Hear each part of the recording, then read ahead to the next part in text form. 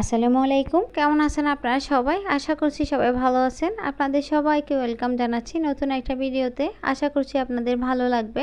এই যে দেখতেছেন এখানে কাপড় বের করে নিচ্ছিলাম, তো বোনের বাসায় বেড়াতে যাব সেই জন্য। তো এখানে যা যা পরবো আমি সবগুলা বের করে নিচ্ছিলাম আর কি। এখানে চুড়ি নিয়ে নিলাম এক হাতে পরার জন্য, আর অন্য হাতে দুইটা চুড়ি নিয়ে নিয়েছি, আর পাশাপাশি একটা ঘড়ি নিয়ে নিয়েছি পরার জন্য গোল্ডেন কালারের। তো সব ম্যাচিং করে পরলে একটু ভালো লাগে আর কি। কয়েকটা আংটিও নিয়ে নিলাম। তো সব নেওয়ার পরে এবার আপনাদের সাথে একটু শেয়ার করলাম যা যা পরবো। তো এবার রেডি হয়ে যাচ্ছিলাম আর কি। তো অন্যদিকে ছেলেকেও রেডি করে দিয়েছি। তো ছেলেকে রেডি করে দেওয়ার পরে ছেলে বললো আসো একটু ছবি তুলি। তো একটু ছবি তুলে নিলাম, তারপর ওকে নিয়ে সাথে একটু আমি মিররে ভিডিও করে নিয়েছিলাম আর কি। তো আসলে রেডি হওয়ার সময় এত এলোমেলো অবস্থা হয়ে থাকে বলার বাইরে। তো ওরা ভাবছিল একই রকম পাঞ্জাবি পরেছে, প্রায় সেম সেম কালার আর কি। এটা ঈদে কিনা হয়েছে দুইজনের জন্য। তো অন্যদিকে আমিও রেডি হয়ে গিয়েছি। তো যেহেতু ওদের ভিডিও করতেছিলাম, তো আমার ছেলে বললো তুমি কেন বাদ যাবে, তোমাকে একটু ভিডিও করে নি। তো আমাকে একটু ভিডিও করে নিল। তারপর আমরা আল্লাহর নাম নিয়ে যে বের হয়ে রওনা দিয়ে দিলাম। যাওয়ার পথে বাইরের দৃশ্যটা খুবই সুন্দর লাগতেছিল, তাই একটু ভিডিও করে নিলাম। আর পাশে একটা ফুল গাছ ছিল, ওইটা দেখে তো আমার ছেলে খুবই করতেছিল,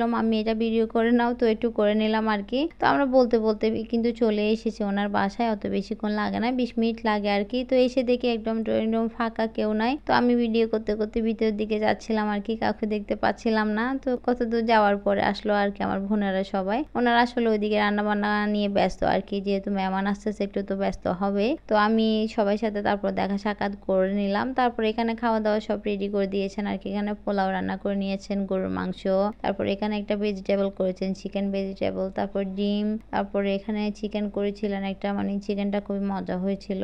তারপর আরো অন্য আইটেম আছে, ওখানে ছাগলের মাংস আছে, এখানে আরো অন্য আইটেম ছিল। তারপর আমরা সবাই মিলে খাওয়া দাওয়া করে নিয়েছিলাম আর কি। তো কোথাও গেলে আসলে খাওয়া দাওয়ার থেকে এমনি সবার সাথে দেখা করা, কথা বলা, এগুলো আসলে খুবই ভালো লাগে আর কি। তো আমি মোটামুটি কোথাও গেলে তেমন খেতে ইচ্ছা করে না, সবার সাথে কথা বলা মানে গল্প করা, এটাই খুবই ভালো লাগে। তো অন্যদিকে আমার ছেলে তো একদম মানে খিদায় কাতর হয়ে গিয়েছে, নিজে নিজে খেতে বসে গিয়েছে। অন্য সময় বলি যে দাও আমি খাইয়ে দিই, তো আজকে বলতেছে না মাম্মি আমাকে খাইয়ে দিও না, আমি নিজে নিজে খাবো। তো শুনে খুবই ভালো লাগলো।